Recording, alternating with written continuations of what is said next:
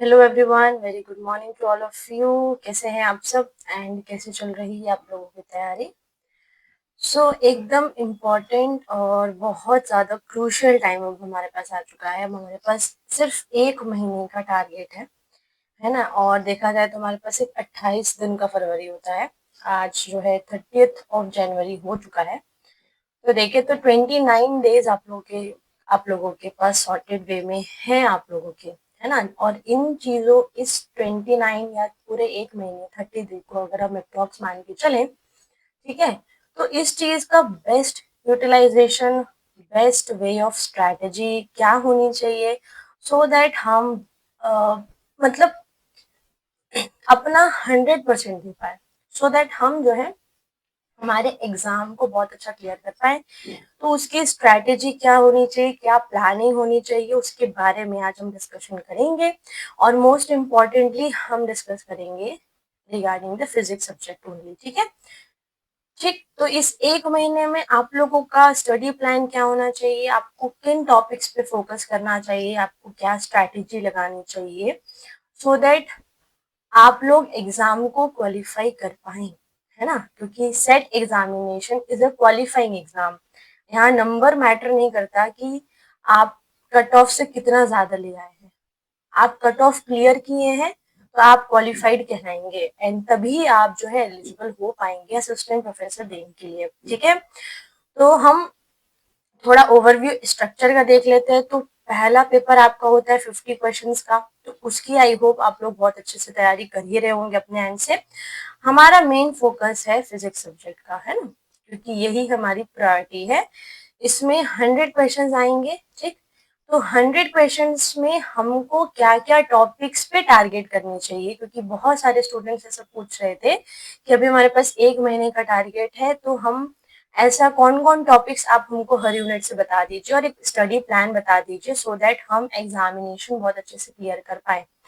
तो ये एग्जाम की स्ट्रेटेजी हमारी क्या होगी, accuracy plus smart selection. Smart selection मतलब कौन कौन से यूनिट से कौन कौन से टॉपिक्स आने की प्रोबेबिलिटी ज्यादा है।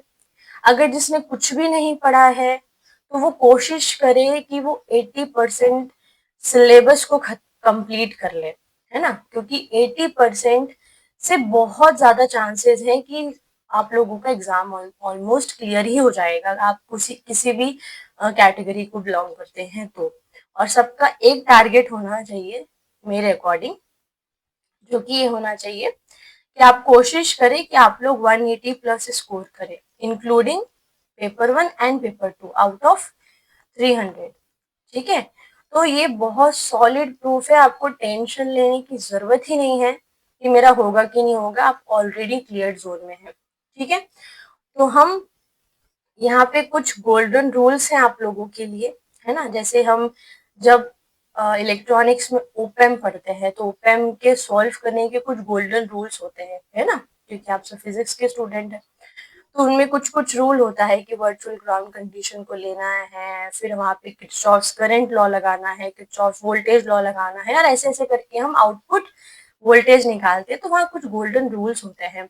वैसे यहाँ पे भी गोल्डन रूल है किस चीज के लिए, आपको क्वालिफाई करने के लिए एक बेस्ट स्ट्रेटेजी है ना, ताकि आप लोग डिस्ट्रैक्टेड ना रहें और इस 30 डेज में अपना बेस्ट दें और इस 30 डेज में आप अपना बहुत अच्छा प्रोडक्टिव यूज कर पाए, ना कि वेस्ट हो जाए।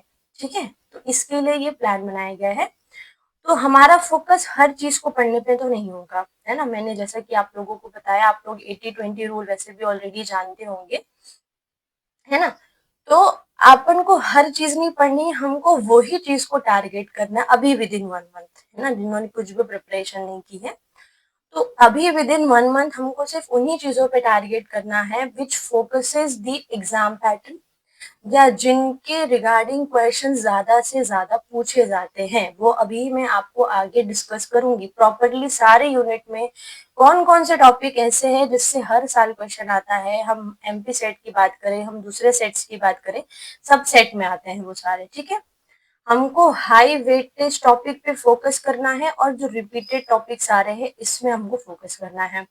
हमको डेली एमसीक्यू प्रैक्टिस करनी है जिससे हमारा प्रैक्टिस होने से हम एग्जाम ओरिएंटेड दिमाग में रहेंगे और हमारा फोकस हमेशा ये रहेगा कि हाँ, हमको तो एग्जाम में बैठ के सॉल्व करना है, क्योंकि वहां पे एमसीक्यू जब आप रोज करेंगे तो आप जो थ्योरी पढ़े हैं उसको रिकॉल करेंगे, है ना। और रिकॉल करेंगे तो ये रिकॉलिंग पावर की जो हैबिट है आपको उन 3 घंटे में बहुत हेल्प करने वाली है। ठीक है, तो उन 3 घंटे में आपको ये चीज बहुत हेल्प करेगी, चाहे पेपर 1 का हो चाहे पेपर 2 का हो। ये स्ट्रैटेजी आप दोनों में अप्लाई कर सकते हैं। हाई वेटेज टॉपिक देखो, चाहे पेपर 1 पेपर 2, अभी हम फिजिक्स ओरिएंटेड बात कर रहे हैं तो I will stick to that point. ठीक है, और एमसीक्यूज प्रैक्टिस करो। एमसीक्यूज प्रैक्टिस करोगे और रिवाइज करो मोर देन यू रीड। ये मैं अपने स्टूडेंट्स को भी बोलती हूँ, है ना। जो हमारे बैच के स्टूडेंट्स हैं उनको भी मैं बार बार यही फोकस करती हूँ कि आज दिन भर में आपने जो भी पढ़ा है, रात को सोने से पहले एक बार 15 मिनट 20 मिनट टाइम निकालें और जितना भी आप लोगों ने पढ़ा है प्लीज रिवाइज दैट। ये आप लोगों को इतना बेनिफिट रहेगा, क्योंकि देखो हर स्टूडेंट सब कुछ पढ़ के जाएगा उस दिन। उन मैं फिजिक्स की बात करूं या पेपर 1 की सबकी बात करूं तो वो जो 3 आवर है ना, उस 3 आवर में विद इन द टाइम जो चीजों को रिकॉल कर पाएगा वही वो क्वेश्चन सॉल्व कर पाएगा। ठीक है, और वो वही कर पाएगा जो मल्टीपल टाइम्स रिवीजन करेगा उस चीज का, उसी को चीजें ज्यादा जल्दी रिकॉल हो पाएंगी। ठीक है, तो रिवीजन पे आप लोग बहुत फोकस करिए। ठीक है, और मॉक टेस्ट और नॉन नेगोशिएबल, मतलब मॉक टेस्ट को बिल्कुल हल्के में मत लीजिए, क्योंकि कुछ स्टूडेंट्स ऐसे होते हैं जो मॉक टेस्ट अवॉइड करते हैं देना। They focus on practice only, they focus on studying only, but they never practice the mock test. Mock test वो कभी नहीं देते हैं, and ये बहुत गलत बात है। You have to give the mock test. आपको एक पूरा एग्जाम का रेप्लिका क्रिएट होता है मॉक टेस्ट देने से, और ये चीज आप लोगों के लिए बहुत बेनिफिशियल होती है। आप कोई भी एग्जाम उठा के देख लीजिए, कोई भी एग्जाम को जो फुल्ली 1 शॉट में क्लियर करता है, कोई भी एग्जाम अगर कोई कर रहा है तो वो इन चीजों पे तो फोकस करता ही है। हो सकता है इनमें से कुछ ना कुछ चीज थोड़ी बहुत 19-20 हो जो क्वालिफाई किया, बट मॉक टेस्ट हर इंसान देता है इफ ही इज फोकसिंग और इफ ही और she is focusing on the examination, और वो भी क्वालिफाइंग एग्जाम है। आपका कॉलेज वगैरह का स्कूल का एग्जाम नहीं बोल रही हूँ, आजकल तो बोर्ड एग्जाम के लिए भी हम मॉक टेस्ट देते हैं। सोचिए आप लोग, तो ये तो आप लोगों के लिए कैरियर डिसाइडिंग फैक्टर है, क्योंकि इसी के बाद आप लोग जो है असिस्टेंट प्रोफेसर देंगे। So please mock test avoid मत करिए। अगर मॉक टेस्ट नहीं परचेज करना है देन जितने सेट के पेपर है एक पेपर उठा लीजिए प्रिंट आउट, घर में 3 घंटे का सिनेरियो क्रिएट करिए, टाइम क्लॉक ऑन करिए, अपना सॉल्व करिए, एंड देन उस चीज को पूरा एनालाइज करिए कि क्या क्या चीज आप रिकॉल नहीं कर पाए, कहाँ कहाँ पे लैक हो रहा है। क्योंकि अभी हम पढ़ते टाइम क्या कर रहे हैं, सिर्फ और सिर्फ फोकस कर लेते हैं तो हो सकता है हम एक क्वेश्चन को 5 मिनट का टाइम दे दे रहे हैं, बट जब आप 2 घंटे देंगे, 100 क्वेश्चन है आपके पास, 2 घंटे देंगे मतलब 120 मिनट्स है आपके पास, तो आप 1 मिनट से ज्यादा किसी क्वेश्चन को नहीं दे पाएंगे, है ना। तो वो प्रैक्टिस आती है उस प्रेशर टाइम पे, उस सिनेरियो पे विद इन द टाइम, मतलब आप बाउंड हो एक प्रकार से उस कंस्ट्रेंट में, आपके पास लेस डिग्री ऑफ फ्रीडम्स हैं, और उस लेस डिग्री ऑफ फ्रीडम में आपको मैक्सिमम पॉसिबल अचीवमेंट करना है। ठीक है, सो इसलिए mock test is very must and revision is very must for clearing any exam. ठीक है, तो ये चीज पे आप फोकस करिए। अब बात आती है हाई वेटेज टॉपिक और रिपीटेड टॉपिक्स पे, तो अभी हम यूनिट वाइज उन चीजों को पूरा अच्छे से डिस्कशन करेंगे। आप लोग कॉपी पेन उठा लीजिए, जिन्होंने कुछ भी प्रिपरेशन नहीं की है लेकिन उनको फिजिक्स आता है, ठीक है, तो अभी भी आप लोग के पास बहुत अच्छा गोल्डन चांस है, आप सेट एग्जामिनेशन क्लियर कर सकते हैं। ठीक है, तो सबसे पहली बात करते हैं हमारा मैथमेटिकल फिजिक्स। ठीक है, मैथमेटिकल फिजिक्स ये सब हाईली वेटेज टॉपिक्स है। मैथमेटिकल कोर, जिनको कोर फिजिक्स में बोला जाता है ना, मैथमेटिकल फिजिक्स हो गया, क्वांटम मैकेनिक्स हो गया, इलेक्ट्रोडायनेमिक्स हो गया, आपका क्लासिकल मैकेनिक्स है, आपका स्टैटिस्टिकल मैकेनिक्स है, ओके, तो ये बहुत कोर सब्जेक्ट्स है, ठीक, जिनसे क्वेश्चंस तो 10 क्वेश्चंस तो बन ही सकते हैं, 8 से 10 क्वेश्चंस इनसे तो डेफिनेटली आएंगे, ठीक है। तो देखो, वेक्टर अलजेब्रा से, अगर वेक्टर अलजेब्रा और वेक्टर कैलकुलस की मैं बारे में बात करूं, तो इनसे अगर कोई क्वेश्चन बनता है तो वो जनरली वो जो 3 लॉज पढ़ते हैं ना, गॉस डाइवर्जेंस, स्टोक्स लॉ और Green's function, Green's Green's law, जो हमारा ये 3 ही लॉ से क्वेश्चन ज्यादातर वेक्टर में देखने को मिले हैं, प्लस आपका डाइवर्जेंस, कर्ल और ग्रेडियंट, ठीक है। इनसे रिलेटेड जो प्रॉपर्टीज है, इनसे रिलेटेड जो फिजिकल सिग्निफिकेंस है ना, जैसे divergence of something is zero तो उसको हम सोलेनोइडल बोलते हैं, curl of some function is zero तो हमको इसको इरोटेशनल बोलते हैं, ग्रेडियंट जो है हमेशा किसी सरफेस के ऊपर नॉर्मल वेक्टर को, अगर हमको नॉर्मल वेक्टर निकालना है किसी प्लेन के लिए या किसी चीज के लिए, तो हम उसका ग्रेडियंट निकालते हैं। तो ऐसे टाइप के questions vector algebra, vector calculus से आते हैं। डायमेंशनल एनालिसिस से बहुत इजी क्वेश्चन आता है, बहुत डिफिकल्ट क्वेश्चन नहीं आता है, एक आध क्वेश्चन देखने को मिल जाता है, बट वो आप लोग कर लेंगे, इजी होता है। जैसे 11th में हमने जब जस्ट फिजिक्स चालू करते तो सबसे फर्स्ट चैप्टर एनसीईआरटी का डायमेंशनल एनालिसिस होता है, वैसे ही बेसिक क्वेश्चन आता है इसमें, ठीक है। सबसे इंपॉर्टेंट है यहाँ पे मैट्राइसेस, है ना, मैट्राइसेस से हर साल क्वेश्चन आता है, हर साल क्वेश्चन आता है, चाहे हो तो प्रॉपर्टी से क्वेश्चन आए, और प्रॉपर्टीज से क्वेश्चन आए उस प्रॉपर्टी में भी आपका Hermitian matrix, unitary matrix, orthogonal matrix, ये तो ऐसे हैं कि मतलब ये 3 एकदम एकदम बढ़िया चीज है ना। मतलब मैट्रिक्स का मतलब हमेशा यूनिटरी ऑर्थोगोनल में, सेट के रिस्पेक्ट में बात कर रही हूँ, वैसे तो मैट्रिक्स में बहुत सारी चीजें हैं।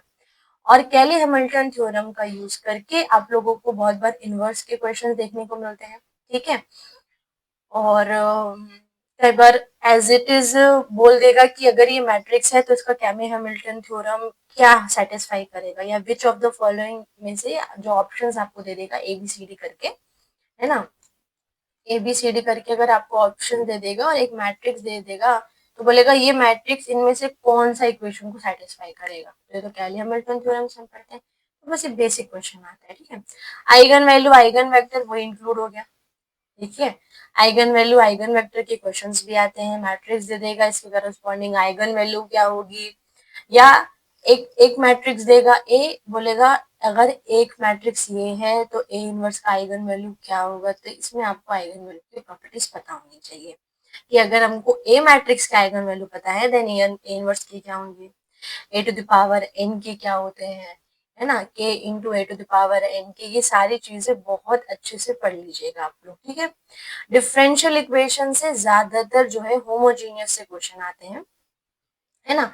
एक homogeneous second order differential equation होता है जिसमें हमारा इस टाइप के होते हैं ना, d2y/dx² plus something of dy/dx plus something of y is equals to q, non zero भी हो सकता है, जीरो भी हो सकता है, अगर जीरो हो गया तो होमोजीनियस हो गया, नॉन जीरो हो गया तो हमारा होमोजीनियस नहीं हो जाता है।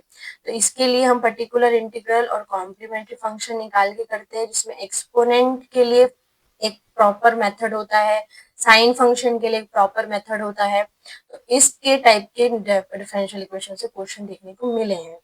और एक क्वेश्चन आप लोग और अच्छे से याद करना कि कई बार आता है कि ये डिफरेंशियल इक्वेशन, इसे कुछ भी ऐसे कुछ डिफरेंशियल इक्वेशन दे देगा आपको, बोलेगा कि ये डिफरेंशियल इक्वेशन किस किसके ग्रुप ऑफ को रिप्रेजेंट कर रहा है, जैसे ये हाइपरबोला से एसोसिएटेड डिफरेंशियल इक्वेशन है, या सर्कल से एसोसिएटेड डिफरेंशियल इक्वेशन है, या फैमिली ऑफ प्लेन्स को रिप्रेजेंट कर रहा है, फैमिली ऑफ सर्कल को रिप्रेजेंट कर रहा है, ऐसे टाइप का क्वेश्चन भी देखने को मिला है, तो ये चीज को आप लोग फोकस कर लीजिएगा। और बाकी स्पेशल फंक्शंस तो मैं अपने स्टूडेंट्स को भी बोलती हूँ और मैं आपको भी बोलूंगी कि स्पेशल फंक्शन से तो वो प्रॉपर्टी बेस्ड क्वेश्चन डेफिनेटली पूछते हैं, जिसमें आपका हर्माइट, बेसल, लेगोरे, लेजेंड्रे सारे, इनकी सारी प्रॉपर्टीज इंपॉर्टेंट है, इनकी ऑर्थोगोनल कंडीशन इंपॉर्टेंट है, इनका जनरेटिंग फंक्शन इंपॉर्टेंट है, और यस, तो ये सारी चीजें प्रॉपर्टी आप लोगों को पता होनी चाहिए, ठीक है। फोरियर सीरीज, फोरियर ट्रांसफॉर्म और लैपलास ट्रांसफॉर्म में से कभी कभार क्वेश्चन आता है ना, बट इनमें से एक क्वेश्चन जरूर आएगा। अगर लाप्लास से आ रहा है तो फोरियर से नहीं आएगा, अगर फोरियर से आ रहा है तो लाप्लास से नहीं आएगा, बट आता है। तो इनकी प्रॉपर्टीज जो हम चेंज ऑफ स्केल प्रॉपर्टी हो गई, multiply by T, divide by T, integration, derivative, इनकी जो प्रॉपर्टीज है, कई बार एज इट इज प्रॉपर्टी पूछ लेता है। फोरियर में भी, फोरियर ट्रांसफॉर्म में भी एज इट इज कई बार प्रॉपर्टी देखने को मिल गई है। ठीक है, तो उसको आप देख सकते हो।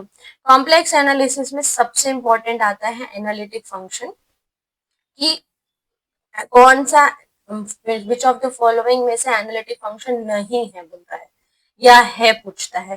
तो आपको प्रॉपर्टी पता होनी चाहिए और ट्रिक पता होना चाहिए कि कैसे हम एनालिटिक फंक्शन को फाइंड आउट कर सकते हैं।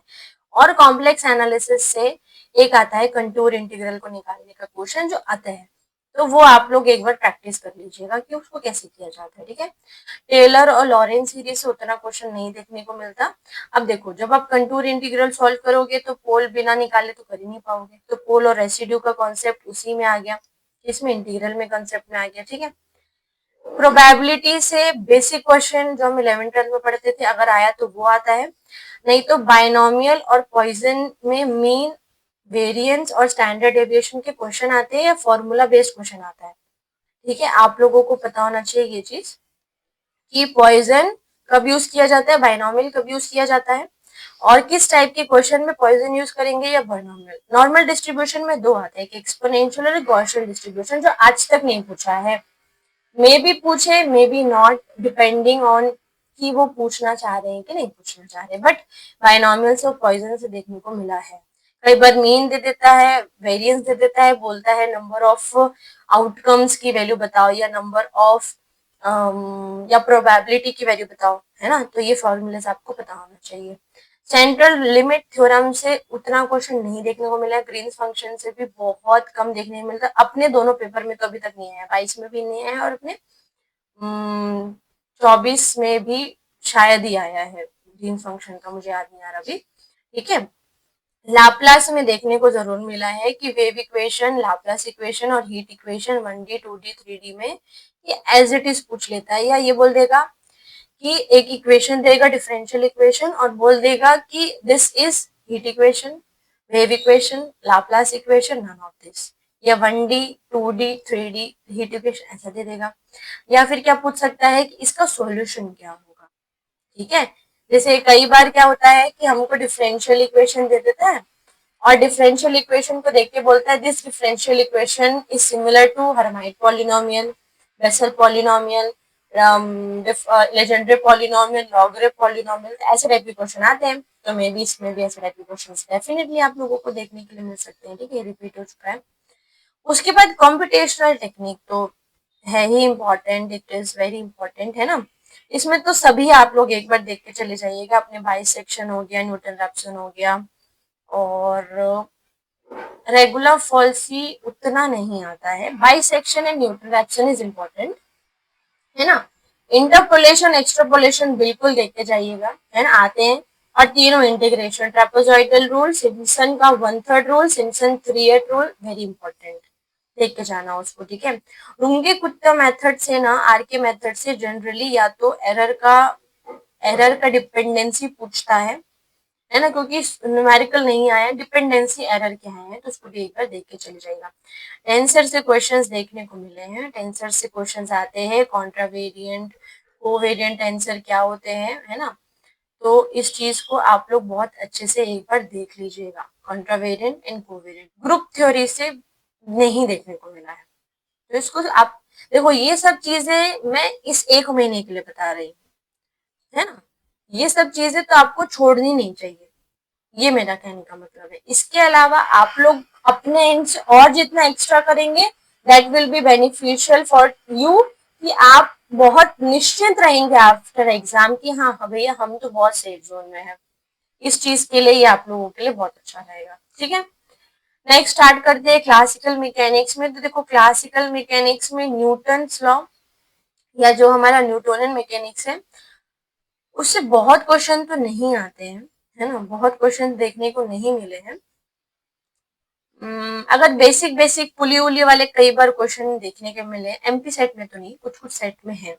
तो बेसिक बेसिक है, जैसे हम फ्री बॉडी डायग्राम बना के सॉल्व करते थे ना 11th 12th में, बस वैसे ही करना होता है। बट उसके लिए बहुत ऐसे अभी इस टाइम पे हमको करने की जरूरत नहीं।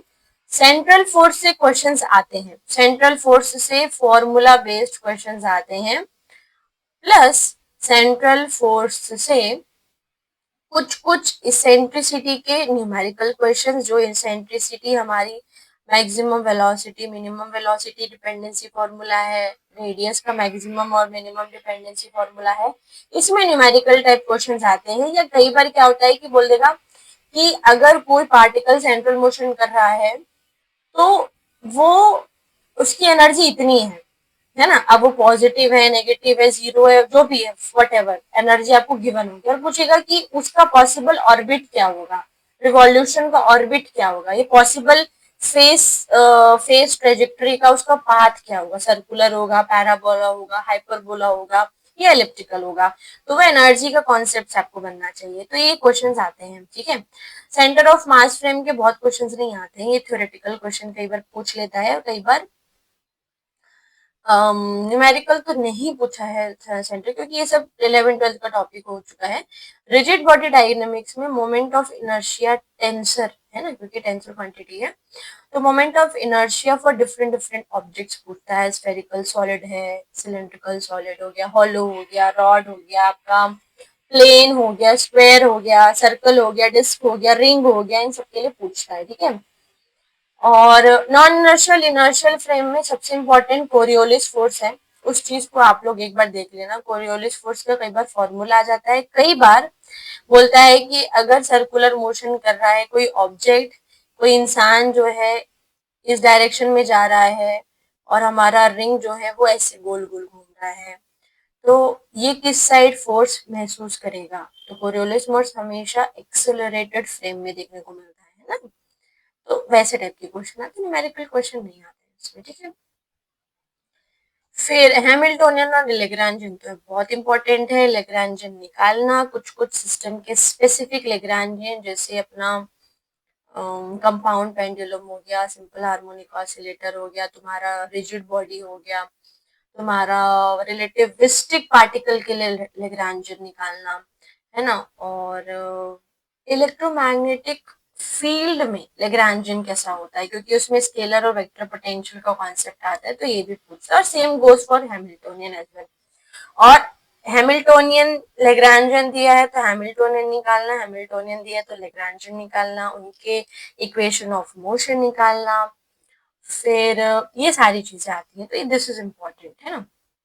कंजर्वेशन लॉज में बस ये पूछ लेता है कि इस लैग्रांजियन के लिए, या इस कुछ भी दे देगा, हैमिल्टोनियन कुछ भी दे दे, इसके लिए क्या मोमेंटम कंजर्व है, क्या इसके लिए एनर्जी कंजर्व रहेगी, क्या एंगुलर मोमेंटम कंजर्व है, मतलब कौन सी क्वांटिटी कंजर्व होगी, इस टाइप के क्वेश्चन देखने को मिले हैं। फिर स्मॉल ऑसिलेशन से क्वेश्चंस आते हैं। Small oscillation is again very important, इससे आपको मैट्रिक्स के क्वेश्चन बहुत आते हैं कि काइनेटिक एनर्जी मैट्रिक्स ने लिख के बताओ, लेग्रांजियन दे देगा, बोलेगा काइनेटिक एनर्जी मैट्रिक्स बताओ, पोटेंशियल एनर्जी मैट्रिक्स बताओ। फ्रीक्वेंसी निकालना कम पूछता है, क्योंकि उसमें दोनों चाहिए और उसमें कैलकुलेशन लगता है और आप लोगों के पास उतना टाइम नहीं होता, बट आपको प्रोसेस पता होना चाहिए फ्रीक्वेंसी निकालने का, ठीक है। क्या पता एक आध फ्रीक्वेंसी बोलते, ठीक है। तो उसमें जनरली होता है कि वो लैग्रांजियन अपन को देता है, या नहीं देगा तो सिस्टम देगा, स्प्रिंग मास सिस्टम, ठीक है। और उसके बेसिस पे फिर हमको लैग्रांजियन निकालना पड़ता है। Then we have to find out the kinetic energy matrix, potential energy matrix, और फिर हम ये फॉर्मूला लगाते हैं, आप लोगों को पता है इसका डिटरमिनेंट इक्वल्स टू 0, और यहाँ से हमको फ्रीक्वेंसी की वैल्यू मिलती है। ये सारी चीजें हम करते हैं, ठीक है, जिसको हम नॉर्मल मोड्स बोलते हैं। तो ये इंपॉर्टेंट है। स्पेशल थ्योरी ऑफ रिलेटिविटी में तो लॉरेंस इनवेरियंस क्वांटिटी बहुत इंपॉर्टेंट होती है, ठीक है। बाकी basic basic length contraction, time dilation, फिर रिलेटिव रिलेटिव स्पीड वाले जो फॉर्मूलेज हैं वो बहुत बार देखने को मिले हैं। और एनर्जी कई बार मास दे देता है, बोलता है रिलेटिविस्टिक एनर्जी क्या होगी, या इतनी स्पीड से चल रहा है तो उसकी टोटल एनर्जी बताओ, रिलेटिविस्टिक एनर्जी बताओ। ऐसे टाइप के बेसिक बेसिक क्वेश्चन है, इजी क्वेश्चन आते हैं, डिफिकल्ट नहीं आते। Poison bracket and canonical transformation is important, ये आता है, ये क्वेश्चंस आते हैं। पॉइजन ब्रैकेट का आएगा, नहीं तो कैनोनिकल ट्रांसफॉर्मेशन का आएगा, ठीक है। और इसमें बहुत बार होता है कि रिलेशन दे देता है ना, हमारा ओल्ड कोऑर्डिनेट और न्यू कोऑर्डिनेट, मतलब small Q cap small P और कैपिटल क्यू इनमें ना इनमें रिलेशन दे देता है और दो अलग कोऑर्डिनेट्स को निकालने के लिए बोलता है। ये बहुत बार आपको क्वेश्चंस किए होंगे, इस टाइप के क्वेश्चंस आते हैं। ठीक है, नॉर्थन थ्योरम से मैंने देखा है, मैंने जब क्वेश्चन पेपर सॉल्व कराए हैं उसमें मैंने देखा नॉर्थन थ्योरम से बहुत बार क्वेश्चन आया है। सिमेट्री सिमेट्री इस सिमेट्री के करस्पॉन्डिंग कौन सा कंजर्वेशन लॉ होता है, इस सिमेट्री के करस्पॉन्डिंग कौन सा कंजर्वेशन लॉ होता है, नॉर्थन थ्योरम क्या बोलता है, बहुत बार मैंने इस बार देखा है उस चीज को। ठीक है, हैमिल्टन जैकोबी थ्योरी का स्टेटमेंट आता है, नॉट कैलकुलेशन। ठीक है, स्टेटमेंट देखने को मिलता है, तो ये इतना क्लासिकल मैकेनिक्स के लिए पर्याप्त है आप लोगों के लिए। और ये मैं सिर्फ इसलिए बता रही हूँ कि आप इस एक महीने में इन चीजों को स्किप तो मत करिएगा, क्योंकि इनसे क्वेश्चन आने की 90+ प्रोबेबिलिटी होती है अगर क्लासिकल से क्वेश्चन आ रहा है तो। ठीक है, देन इलेक्ट्रोमैग्नेटिक थ्योरी में एप्लीकेशन ऑफ गॉस लॉ से कई बार क्वेश्चन आया है ना। एप्लीकेशन ऑफ गॉस लॉ में चाहे आपका रॉड हो गया, चाहे प्लेन शीट हो गया, चाहे स्फीयर हो गया, कई बार एज इट इज रिजल्ट पूछ लेता है कि अगर हमारे पास कोई सॉलिड स्फीयर है ना, और उसकी चार्ज डेंसिटी रो है, तो इसकी इनर इलेक्ट्रिक फील्ड की कितनी होगी, आउटर कितनी होगी, अंदर सरफेस कितनी होगी, या रेशियो पूछ लेगा इनर बाई आउटर कितनी होगी। जैसे रॉड के केस में ये बहुत बार पूछता है कि रॉड से इतने डिस्टेंस पे एक पॉइंट है, इतने डिस्टेंस पे एक पॉइंट है, तो दोनों की इलेक्ट्रिक फील्ड की रेशियो निकालो। इस टाइप के क्वेश्चन आते हैं। लाप्लास और पॉइसन इक्वेशन की एप्लीकेशन फॉर्मेट में भी आते हैं क्वेश्चंस, है ना, जहाँ पे बाउंड्री कंडीशन में हम लाप्लास अप्लाई करते हैं और एज अ स्टेटमेंट भी पूछ लेता है।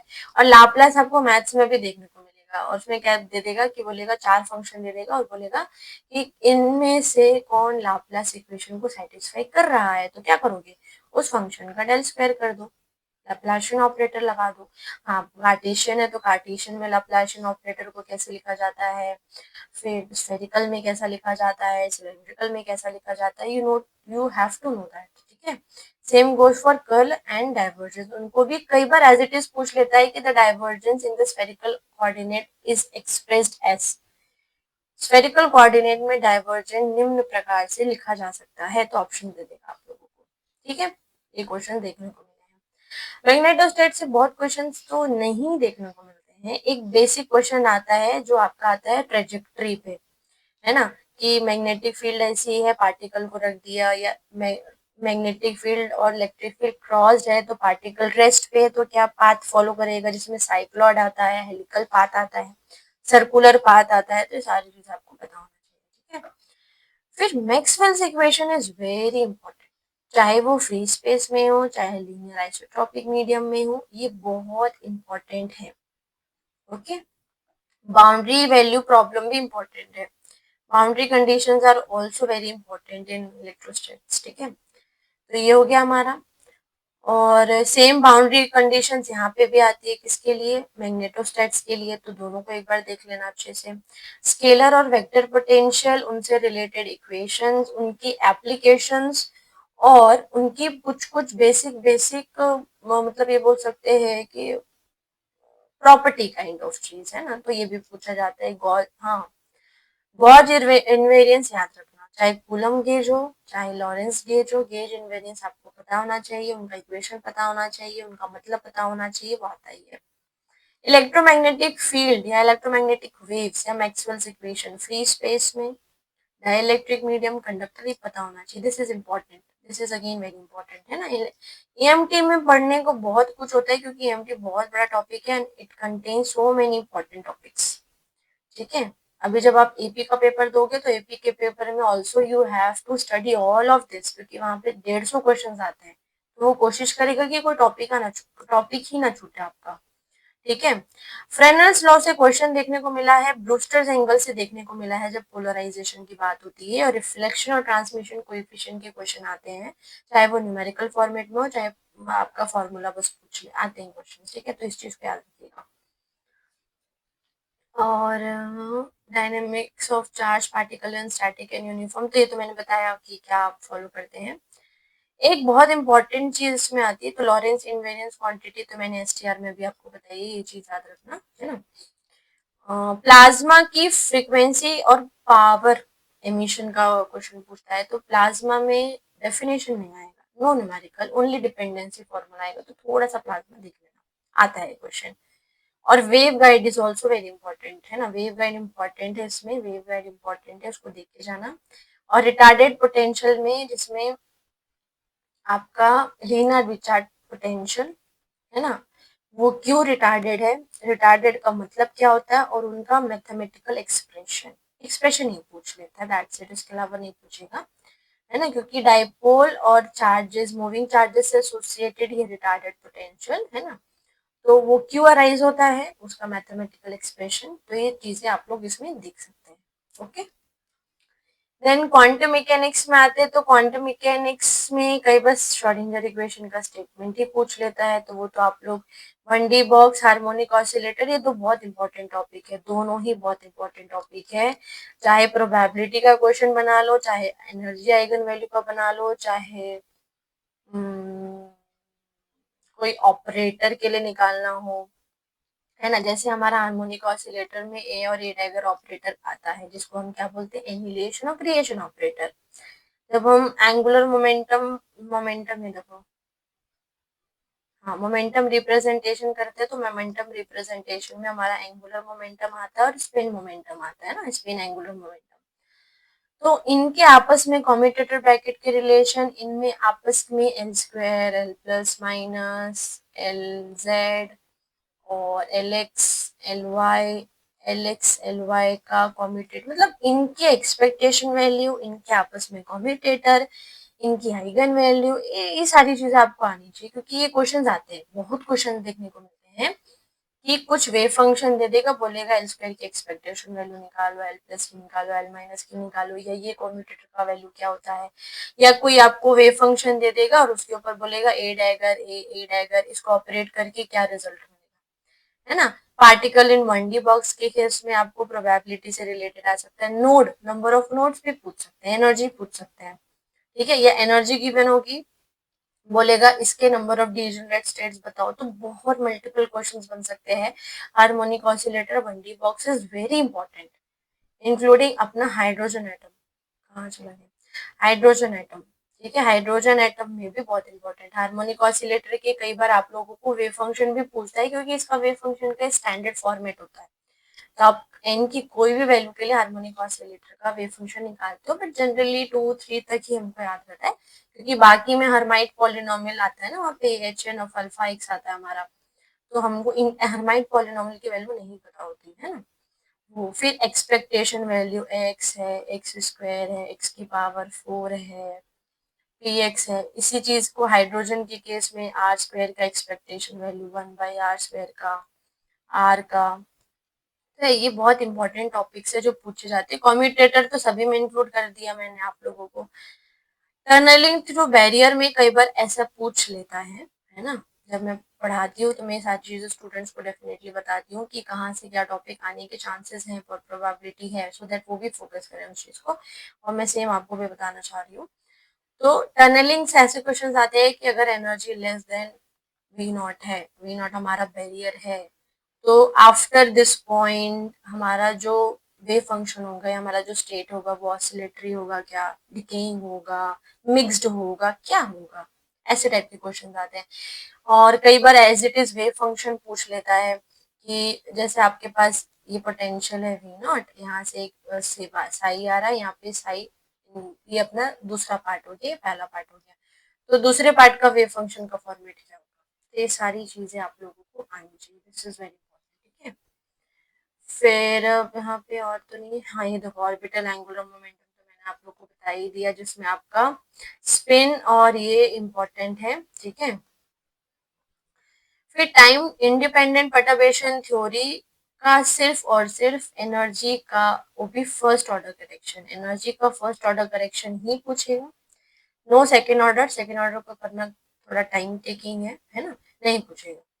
या तो इसका नॉर्मल थ्योरी क्वेश्चन पूछ सकता है कि परटर्बेशन थ्योरी कहाँ अप्लाई करते हैं, या फिर फर्स्ट ऑर्डर करेक्शन पूछेगा, वो भी कोशिश उसकी रहेगी कि मैट्रिक्स के फॉर्मेट में पूछे, या नॉर्मल एल्जेब्रिक एक्सप्रेशन, क्योंकि हम दोनों तरीके से सॉल्व करते हैं ना, क्वांटम मैकेनिक्स में मैट्रिक्स अप्रोच भी लगाते हैं, और नॉर्मल हमारा हिल्बर्ट स्पेस में जो हमारा एल्जेब्रिक एक्सप्रेशन का अप्रोच होता है, दोनों लगाते हैं, ठीक है। इसमें हम जो हार्मोनिक ऑसिलेटर के क्वेश्चंस को सॉल्व करते हैं, तो वहाँ मैट्रिक्स का अप्रोच हमारे लिए ज्यादा अच्छा होता है है ना, बार बार इंटीग्रेट करना हमारे लिए डिफिकल्ट होता है, तो हम हमेशा मैट्रिक्स के अप्रोच से चलते हैं, ब्रैकेट नोटेशन, यहाँ पे भी मैंने वही नोटेशन लिखा है, तो वो यहाँ पे पूछते हैं। वेरिएशनल मेथड से कई बार क्वेश्चंस आते हैं कि आपको ट्रायल वेव फंक्शन दिया हो, एनर्जी दिया हो, ट्रायल वेव फंक्शन दिया हो और आपको पूछ लेता है कि इसके करस्पॉन्डिंग काइनेटिक एनर्जी क्या होगी या पोटेंशियल एनर्जी क्या होगी, तो टोटल एनर्जी नहीं पूछता। ट्रायल वेव फंक्शन से काइनेटिक एनर्जी, पोटेंशियल एनर्जी निकालना आपको आना चाहिए। टाइम डिपेंडेंट परटर्बेशन थ्योरी और फर्मीज गोल्डन रूल से सिर्फ फॉर्मूला पूछता है, और थ्योरी कब यूज की जाती है, क्या इसका फिजिकल मीनिंग है, बस इतना, दैट्स इट। आइडेंटिकल पार्टिकल से वेव फंक्शन से रिलेटेड पूछता है कि बोसोनिक पार्टिकल है, अगर स्पिन एंटीसिमेट्रिक वेव फंक्शन है तो स्पेस कैसा होना चाहिए, है ना, या बोसोनिक के लिए वेव फंक्शन कैसा होता है, हमेशा सिमेट्रिक होता है, एंटीसिमेट्रिक, या निम्न में से कौन सा वेव फंक्शन जो है बोसोनिक के लिए वैलिड है, बोसोन को रिप्रेजेंट कर रहा है, तो आपको पता होना चाहिए, रिप्रेजेंट करके देख के पता आना चाहिए कि अच्छा ये बोसोनिक के लिए ऐसा लिखा जाता है, फॉर्मियंस के लिए ऐसा लिखा जाता है, तो ये सारी चीजों को एक बार देख लीजिएगा, ठीक है।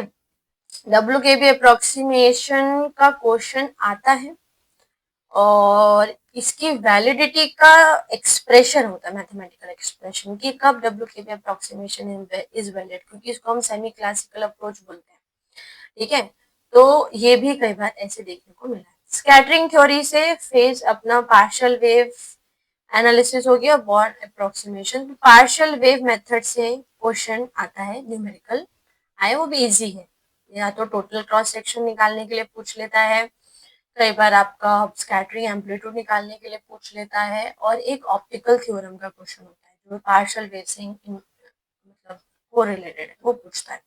और बॉर्न अप्रोक्सीमेशन से फॉर्मूला पूछेगा, बॉर्न अप्रोक्सीमेशन कब वैलिड है, पार्शियल वेव कब वैलिड है, तो इस टाइप के क्वेश्चन आ सकते हैं।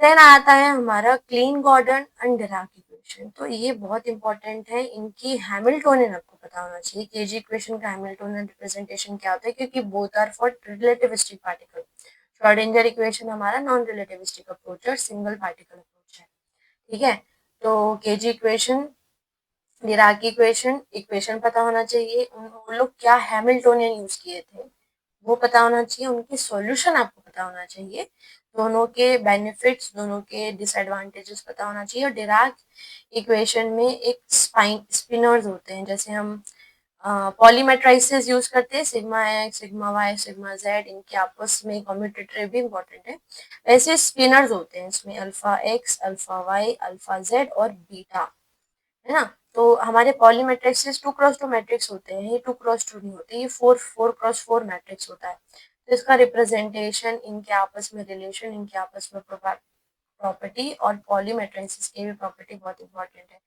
पॉलीमेट्रिक्स का लिखा नहीं है इसमें, पॉली एक्सक्लूजन प्रिंसिपल लिखा है, पॉलीमेट्रिक्स बहुत इंपॉर्टेंट है, ठीक है, इसके प्रॉपर्टी बेस्ड क्वेश्चन आते हैं, कम्यूटेटर आता है ना, तो उस चीज को इतना बहुत है क्वांटम मैकेनिक्स में, ठीक है। देन थर्मोडायनेमिक्स में थर्मोडायनेमिक पोटेंशियल और मैक्सवेल्स रिलेशन, ये तो इतना फेवरेट टॉपिक है, तो ये मुझे लगता है बहुत बार क्वेश्चन आता है इससे, ठीक है, बहुत बहुत इंपॉर्टेंट है, और नॉर्मल थर्मोडायनेमिक्स से एंट्रोपी का क्वेश्चन बहुत आता है, ठीक है, एंट्रोपी निकालना हो गया सिस्टम की, सराउंडिंग की, टोटल की, ऐसे, या प्रॉपर्टी बेस्ड, रिवर्सिबल की क्या होती है, रिवर्सिबल की क्या होती है, ऐसे काइंड ऑफ चीज आता है, ठीक है। कई बार आपको नॉर्मल आइसोथर्मल का वर्क डन इक्वेशन पूछेगा, एडियाबेटिक का वर्क डन इक्वेशन पूछता है, एडियाबेटिक के इक्वेशंस को पूछ लेगा in terms of PT, in terms of PV, in terms of TP, in terms of TV, ऐसा पूछ सकता है, ठीक है, तो वो चीज याद रखना। तीनों के तीनों एनसेम्बल ऑल्सो वेरी इंपॉर्टेंट, चाहे वो कैनोनिकल हो, ग्रैंड कैनोनिकल हो, माइक्रो कैनोनिकल हो, कैनोनिकल में क्या चीज कांस्टेंट होती है, क्या नहीं होती, मतलब प्रॉपर्टी, प्रॉपर्टी थ्योरी, उनके डेफिनेशंस इंपॉर्टेंट, पहली चीज। दूसरी चीज, कैनोनिकल में हम क्या यूज करते हैं, हम हेल्महोल्ट्ज फ्री एनर्जी निकालते हैं, हेल्महोल्ट्ज फ्री एनर्जी का यूज करके बाकी क्वांटिटीज निकालते हैं। माइक्रो कैनोनिकल में हम एंट्रोपी के बेसिस पे बाकी सारी चीजें निकालते हैं। ग्रैंड कैनोनिकल में हम फोकस नहीं करते, क्योंकि हमारा ओपन सिस्टम होता है, यहाँ पे एनर्जी का भी एक्सचेंज होता है, नंबर ऑफ पार्टिकल्स का भी एक्सचेंज होता है, ठीक है। तो यहाँ पे हमारा वो फोकस नहीं होता है। तो ये चीज इनमें आपस में इनकी पार्टीशन फंक्शन है ना, पार्टीशन फंक्शन तीन सिस्टम के बहुत इंपॉर्टेंट है। एक अपना सिंपल क्लासिकल हार्मोनिक ऑसिलेटर, एक क्वांटम हार्मोनिक ऑसिलेटर और एक स्पिन ओरिएंटेड वाला जो सिस्टम है, इन तीनों के लिए पार्टीशन फंक्शन आप लोगों को पता होना चाहिए, है ना, एज इट इज पूछ लेता है, ठीक है। फिर फ्री एनर्जी और तो थर्मोडायनामिक पोटेंशियल्स में ही आ जाएगा, है ना, और उनका बाकी थर्मोडायनामिक के साथ रिलेशन के साथ कोरिलेशन क्या क्या है वो तो इजी है ना। Ideal Bose gas, ideal Fermi gas, इनसे related formula black body radiation का, वीन्स, तुम्हारा रेले, तुम्हारा प्लैंक्स, उनमें रिलेशन, एनर्जी दी है, टेम्परेचर दी है, दूसरी एनर्जी डेंसिटी निकालो, है ना, और ऐसे टाइप से मतलब रिलेटिव क्वेश्चंस आते हैं जनरली। ये इतना वॉल्यूम है इस टेम्परेचर में, तो इतने वॉल्यूम में कितना टेम्परेचर होगा, तो ये सब रिलेटिव क्वेश्चंस बहुत आते हैं। तो देखो ये ब्लैक बॉडी तो मैंने वैसे ही उसी में इंक्लूड कर दिया आप लोगों को, ठीक है। और इसमें आपका MV statistics, Bose Einstein, Maxwell Boltzmann, Bose Einstein, Fermi Dirac, इनके जो डिस्ट्रीब्यूशन फंक्शंस होते हैं, कितने पार्टिकल होंगे, इतने एनर्जी है, कितने नंबर ऑफ वेव्स बनेंगे, कितने नंबर ऑफ माइक्रोस्टेट्स बनेंगे, बहुत इंपॉर्टेंट क्वेश्चन आता है, ठीक है, ये इंपॉर्टेंट क्वेश्चन है। Then first order second order phase transition में डिफरेंस पता कर लेना क्या होता है, किसमें कौन सी चीज कंटिन्यूस होती है, किसमें कौन सी चीज डिसकंटिन्यूस होती है, ठीक है, ये चीजें पूछी जाती है। कई बार एग्जाम्पल दे देता है, बोलता है कि ये example first order phase transition का है, सेकेंड ऑर्डर का है, और नन ऑफ दिस, ऐसा कुछ कुछ का पूछ लेता है, ठीक है। फेरो पैरा और डायामैग्नेटिक की बेसिक प्रॉपर्टीज ये हम सॉलिड में भी पढ़ते हैं, ठीक है। आइसिंग मॉडल से कई बार स्पिन से रिलेटेड क्वेश्चन आ जाता है, बट बहुत क्वेश्चन देखने को नहीं मिला जाता है। बोस आइंस्टीन की टेम्परेचर डिपेंडेंसी का क्वेश्चन, बोस आइंस्टीन कौन कौन से मॉलिक्यूल्स रिप्रेजेंट करते हैं, तो थ्योरेटिकल बेसिक क्वेश्चंस, ठीक है। और ब्राउनियन मोशन और डिफ्यूजन के फॉर्मूले पूछ लेता है।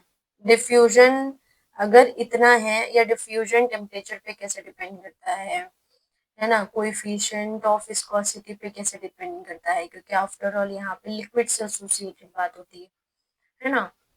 और हाँ, तो ऐसे डिपेंडेंसी वाले क्वेश्चन आते हैं, बाकी नॉन इक्विलिब्रियम थर्मोडायनामिक्स नहीं पूछता है क्योंकि इट इज वेरी डिफिकल्ट, ठीक है। तो ये इतना काफी है आप लोगों के लिए, ठीक है।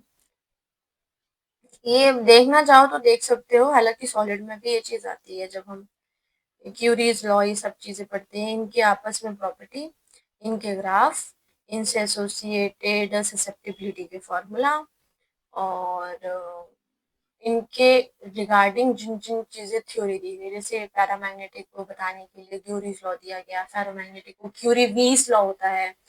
फिर हमारा जो एंटी फेरो होता है वहाँ पे नील्स टेम्परेचर का कॉन्सेप्ट आता है, उसको समझाने की कोई अलग थ्योरी दी है, तो ऐसे टाइप के क्वेश्चन आते हैं, ठीक है। इलेक्ट्रॉनिक्स में, इलेक्ट्रॉनिक्स इज अगेन वेरी बड़ा सब्जेक्ट, बट स्कोरिंग होता है ये, ठीक है, स्कोरिंग सब्जेक्ट है, भले बड़ा है, but it is quite scoring subject. इनमें ट्रांजिस्टर, उनके तीनों configuration, common emitter, common base, common collector, सबके डिफरेंसेस, सब कैसे ऑपरेट करते हैं, ठीक है। मोड ऑफ ऑपरेशन, उनके एप्लीकेशंस, कॉमन एमिटर को किसकी तरह यूज किया जाता है, कॉमन बेस को, कॉमन कलेक्टर को, ये सारी चीजें हो गई आपकी। और सबके वो गेन के फॉर्मूलाज, अल्फा बीटा गामा, उनमें आपस में रिलेशन, तो उनमें बेसिक बेसिक न्यूमेरिकल भी आता है, कई बार थ्योरी भी आता है, डिपेंडिंग ऑन कि कॉन्सेप्ट कैसा है, ठीक है। और होमो और हेट्रो जंक्शन डिवाइसेस में डिफरेंस पूछता है, और उनकी बेसिक प्रॉपर्टी ओरिएंटेड क्वेश्चन आता है। जेफेट, मॉसफेट, है ना, जेफेट, मॉसफेट, और मॉसफेट में भी दो होते हैं, एनहांसमेंट और हमारा डिप्लीशन, है ना, इनमें रिलेशन, इनके कुछ कुछ की पॉइंट्स, और इनका ड्रेन करंट क्या होता है, इनका गेट सोर्स वोल्टेज क्या होता है, कौन कैसे काम करता है, कौन फंक्शनिंग में है, एनहांसमेंट का मतलब क्या है, डिप्लीशन का मतलब क्या है, मतलब थ्योरेटिकल क्वेश्चन ज्यादा आते हैं। जेफेट में न्यूमेरिकल क्वेश्चन देखने को मिले हैं, आते हैं जेफेट में, मॉसफेट में नहीं मिला, ट्रांजिस्टर में भी न्यूमेरिकल क्वेश्चन आते हैं, ठीक है। और डायोड में एक आता है आपका जेनर डायोड, जेनर डायोड की प्रॉपर्टी, जेनर डायोड में दो केस आते हैं, एक एवलांच का और एक आता है अपना ब्रेकडाउन। दोनों चीज को एक बार देख के चले जाना। प्रॉपर्टी पूछ लेता है कि कब एवलांच होता है, कब जेनर ब्रेकडाउन होता है। और न्यूमेरिकल शायद देखने को मिला है जेनर डायोड से, ठीक है, बट प्रॉपर्टी बेस्ड क्वेश्चन आता है। देन उसके बाद ऑप्टो इलेक्ट्रॉनिक डिवाइसेस में इनकी property, solar cell, photo detector, LED, इनकी प्रॉपर्टीज आप लोगों को पता होनी चाहिए। मोस्ट इंपॉर्टेंट है ऑपरेशनल एम्पलीफायर और उनके एप्लीकेशन, चाहे इंटीग्रेटर हो, डिफरेंशिएटर हो, एडर हो, है ना। और ओपेम के अपनी खुद की प्रॉपर्टीज तो पता होनी चाहिए, उसकी खासियत, जैसे CMRR रेशियो हो गया, स्लू रेट हो गया, आपका इनपुट गेन हो गया, आउटपुट गेन हो गया, है ना। और वोल्टेज फॉलोवर की तरह कब काम करता है वो, और डिफरेंशियल एम्पलीफायर की तरह काम कब करता है, ऑपरेशनल एम्पलीफायर में होता एक्चुअली में क्या है, तो ये सारी चीजें पूछी जाती हैं, ठीक है। और डिजिटल, अब डिजिटल टेक्निक में आपका रेजिस्टर क्या होता है, काउंटर क्या होता है, कंपैरेटर और उनसे रिलेटेड सर्किट्स, इनके डेफिनेशन, इनकी प्रॉपर्टीज और इनके एप्लीकेशंस, और उसी से फिर आप analog to digital, digital to analog, क्योंकि इनमें भी यही सब होते हैं, रजिस्टर, काउंटर, कंपैरेटर ही इनमें यूज किए जाते हैं एनालॉग टू डिजिटल में, ठीक है। फिर माइक्रो प्रोसेसर, माइक्रो प्रोसेसर की कुछ कुछ स्पेसिफिक प्रॉपर्टी ये पता होना चाहिए आप लोगों को, है ना। और डेटा इंटरप्रिटेशन में लीस्ट स्क्वायर फिटिंग एक मेथड है जो बहुत आता है, और एक काई स्क्वायर मेथड, ये दो मेथड्स जो हैं जिनसे बहुत बार क्वेश्चन देखने को मिला है। और प्लस इनसे प्रॉपर्टीज भी आती है, इनसे कई बार फॉर्मूलाज भी देखने को मिला है।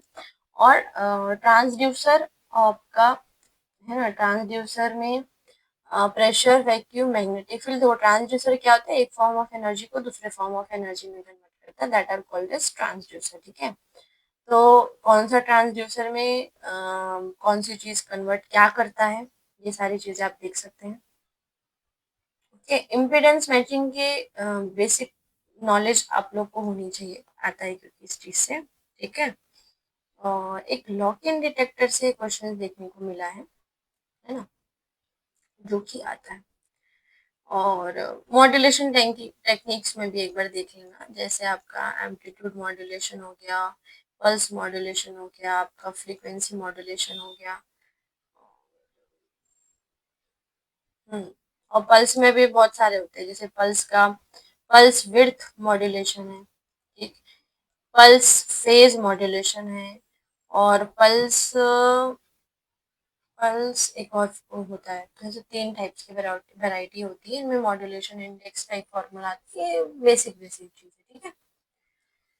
नेक्स्ट आता है हमारा एटॉमिक एंड मॉलिक्यूलर फिजिक्स। तो एटॉमिक एंड मॉलिक्यूलर फिजिक्स में मुझे जो सबसे ज्यादा इम्पोर्टेंट दिखता है वो होता है हाइड्रोजन और हाइड्रोजन टाइप एटम्स, है ना। हाइड्रोजन और इसके टाइप्स के एटम से रिलेटेड, उनसे एसोसिएटेड एनर्जी निकालना आना चाहिए, रेडियस निकालना आना चाहिए, उनके बीच में आपको रिलेशन पता होना चाहिए, इस टाइप के क्वेश्चंस आते हैं। और एक अल्कली एटम से एसोसिएटेड स्पेक्ट्रम होता है, जिसमें अपना SPD, है ना, SPDF, तो कब कौन सा ट्रांजिशन करता है, कब कहाँ से करता है, जिसमें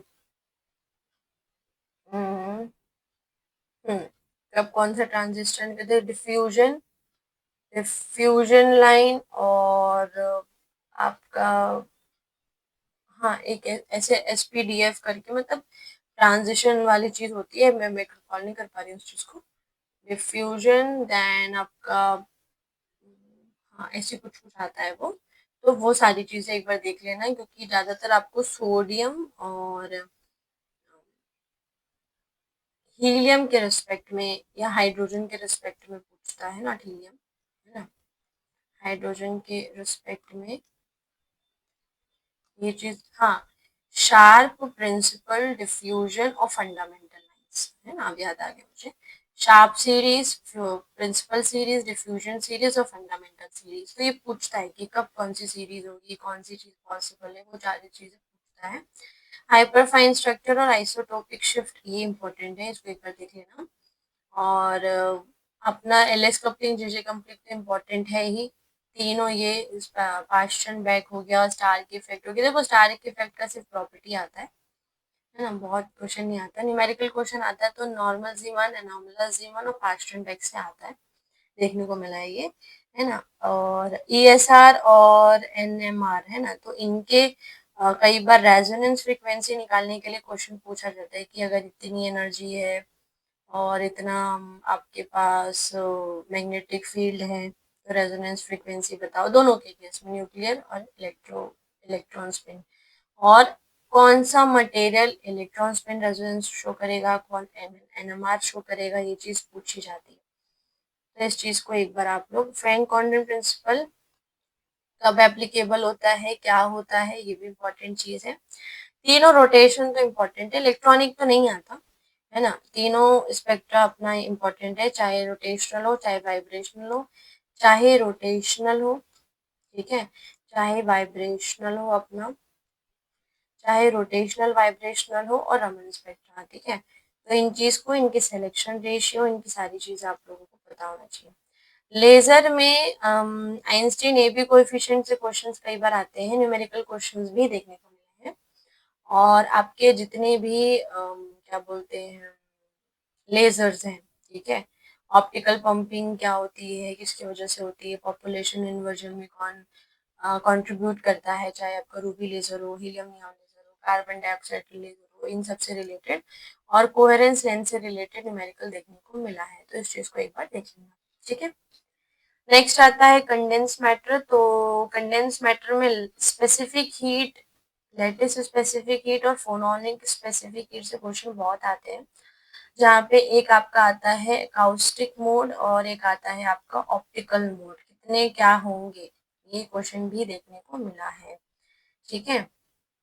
और फ्री इलेक्ट्रॉन थ्योरी और इलेक्ट्रॉन स्पेसिफिक हीट में, जिसमें हमारा रूट मॉडल आता है, समरफील्ड मॉडल आता है, इस चीज को एक बार देख लीजिएगा, ये तो मैंने बता ही दिया है ना। Electrical and thermal conductivity important चीज है। हॉल इफेक्ट अगेन इंपॉर्टेंट, और हॉल इफेक्ट में एक क्वांटम हॉल इफेक्ट भी होता है, उसको भी देख लेना, उसके फॉर्मूले देख लेना, जो कि 2D मटेरियल और कैसे शो होता है उस चीज के बारे में देख लेना एक बार उस चीज को। बैंड थ्योरी में क्रॉनिक पेनी मॉडल, और बैंड थ्योरी में कुछ कुछ न्यूमेरिकल्स हैं, है ना, जैसे अपना नंबर डेंसिटी ऑफ इलेक्ट्रॉन्स, या फिर हमारे एन टाइप मटेरियल है तो उसकी number density, P type material है तो नंबर डेंसिटी, उनके रिलेशन, फर्मी एनर्जी का रिलेशन, कंडक्शन एनर्जी, अपना वैलेंस बैंड की एनर्जी, ठीक है, एक्सेप्टर लेवल, डिप्लीशन लेवल, ठीक है।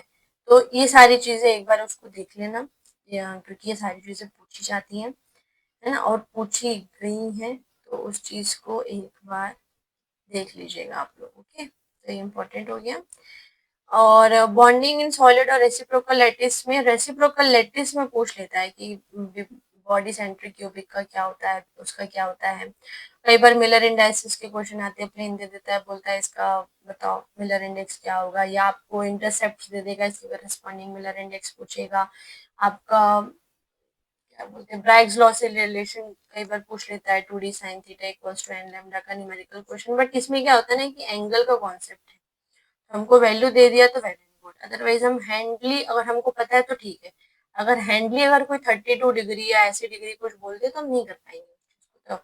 हाँ, और सिलेक्शन रूल बहुत इंपॉर्टेंट है, एफसीसी, बीसीसी, सिंपल क्यूबिक, है ना, किसके करस्पॉन्डिंग एच के एल कौन कौन से अलाउड हैं, कौन कौन से अलाउड नहीं है, किनके करस्पॉन्डिंग इंटेंसिटी की वैल्यू ज्यादा मिलती है, किनके करस्पॉन्डिंग नहीं मिलती है, this is also very important है, उसको भी एक बार देख लीजिएगा आप लोग।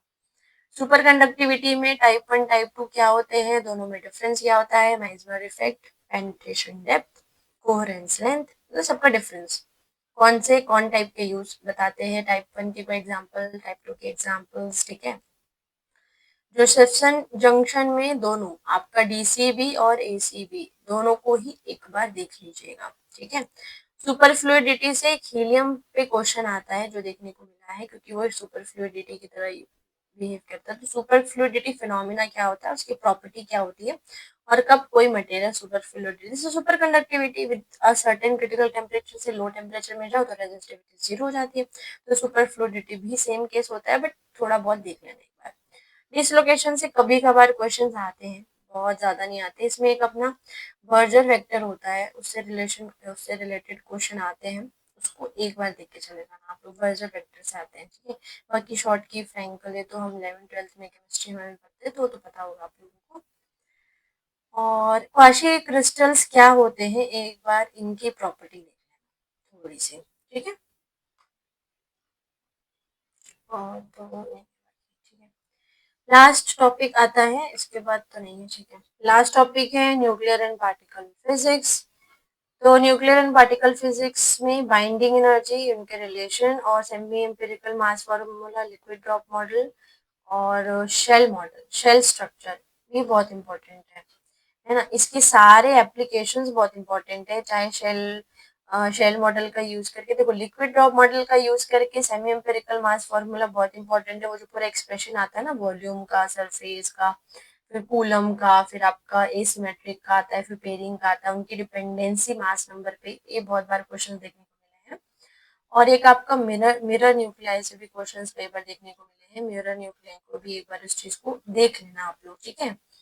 एंड उसके बाद हमारा शेल मॉडल तो मैंने बता दिया। शेल मॉडल में um, है ना, शेल मॉडल में आप लोग जो स्पिन पैरिटी निकालते हो, ये क्वेश्चन बहुत बार आते हैं, है ना।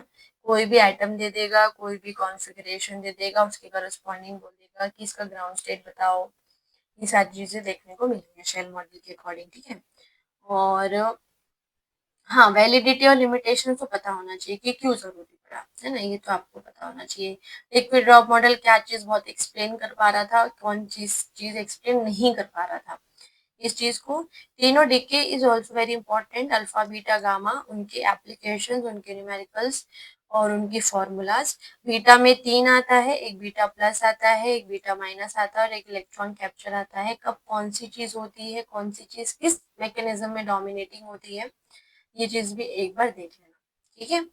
गामा डीके में हमारा वो रूल आता है ना, जिसमें हम इलेक्ट्रिक डाइपोल, मैग्नेटिक डाइपोल, क्वाड्रापोल, कौन सा डोमिनेंट मोड होगा उसको निकालने के क्वेश्चन आते हैं, उसको एक बार देख लीजिएगा। बीटा डीके में भी अपना जो फर्मी और गमाओ टेलर के थ्रू हमारा जो आता है ना रूल, कि कौन सा पॉसिबल होगा कौन सा नहीं, उसको एक बार देख लेना। देखो सिलेक्शन रूल जो मैं बोल रही थी। फ्यूजन फ्यूजन बहुत तो नहीं आता है, बट कई बार प्रॉपर्टी पूछता है, बट बहुत नहीं आता, आता है बट बहुत प्रॉपर्टी बेस्ड आएगा कि इसमें आपका रॉड की तरह कौन सा यूज होता है, या रॉड में कौन सी मटेरियल यूज की जाती है, या फिर फ्यूजन की एनर्जी क्या होती है, फ्यूजन की क्या होती है, कौन ज्यादा ज्यादा बेनिफिशियल है हमारे लिए, किसमें हमको एनर्जी की वैल्यू ज्यादा मिलती है, कौन फिजिबल है, कौन फिजिबल नहीं है, मतलब हो सकता है कि नहीं हो सकता हमारे लिए वो चीज, ठीक है।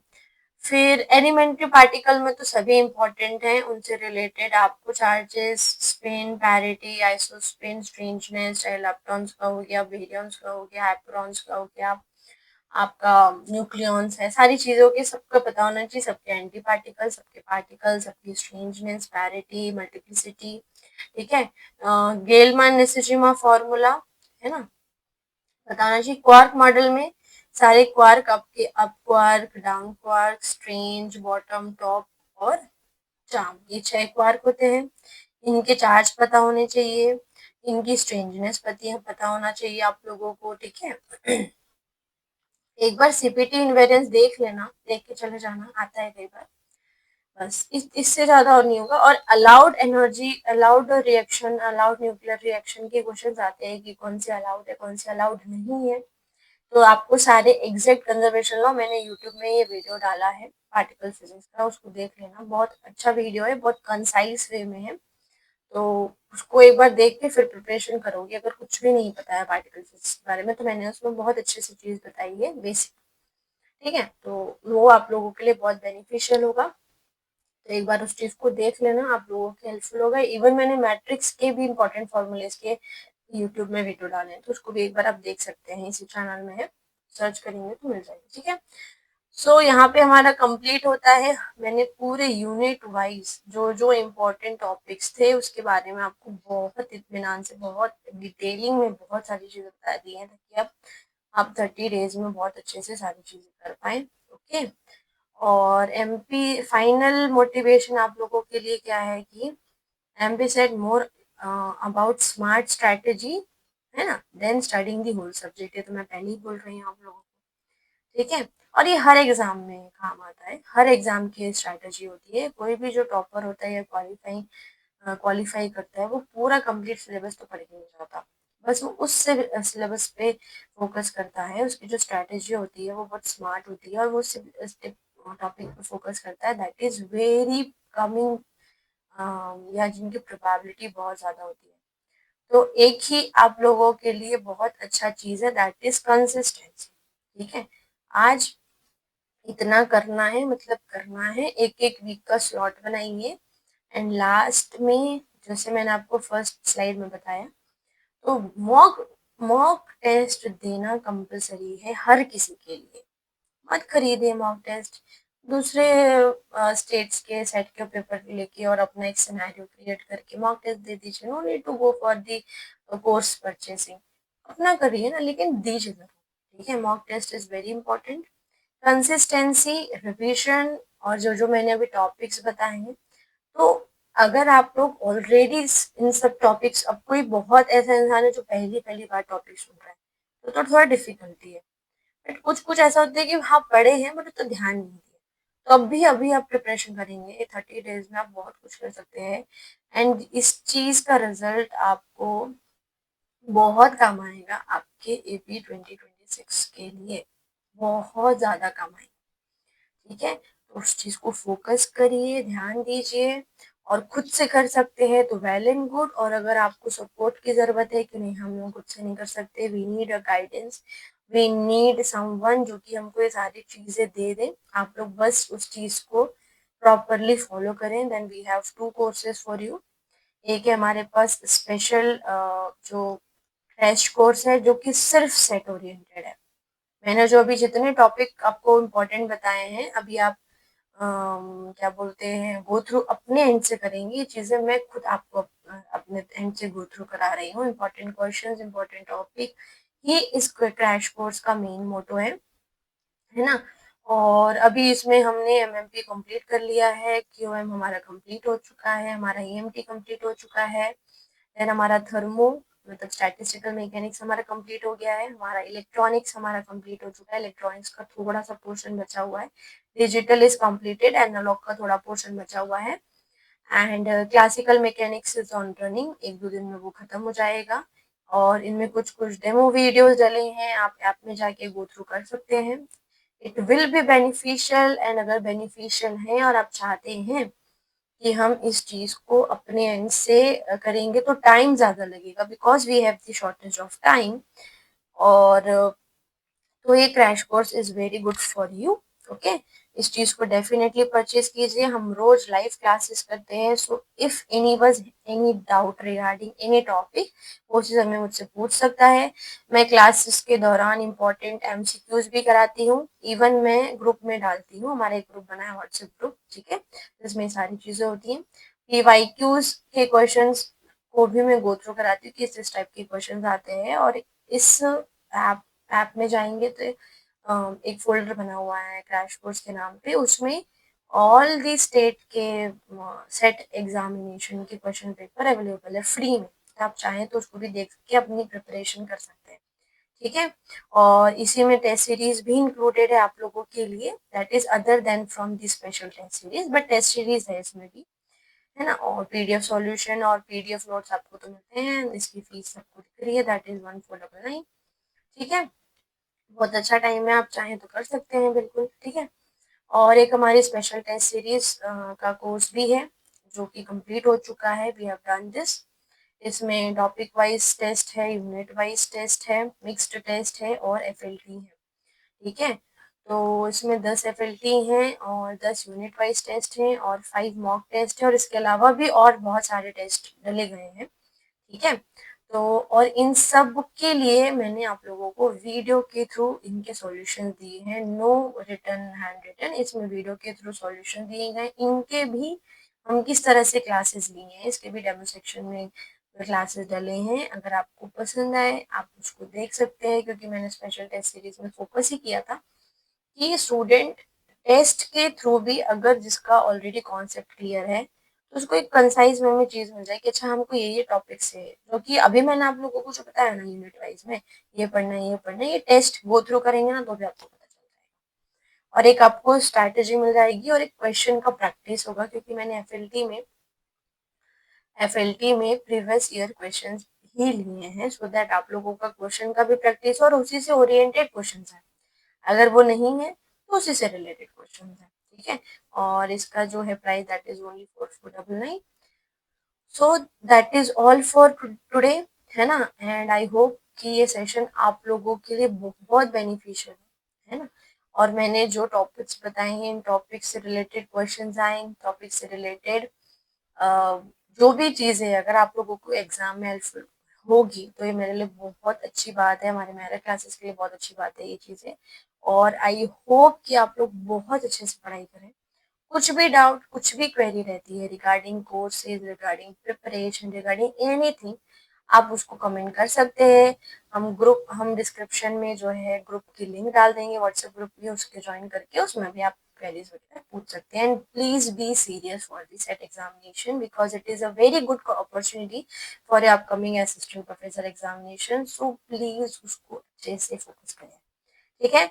मिलते हैं नेक्स्ट वीडियो में, तब तक के लिए पढ़ाई करते रहिए and all the very much. Thank you so much guys.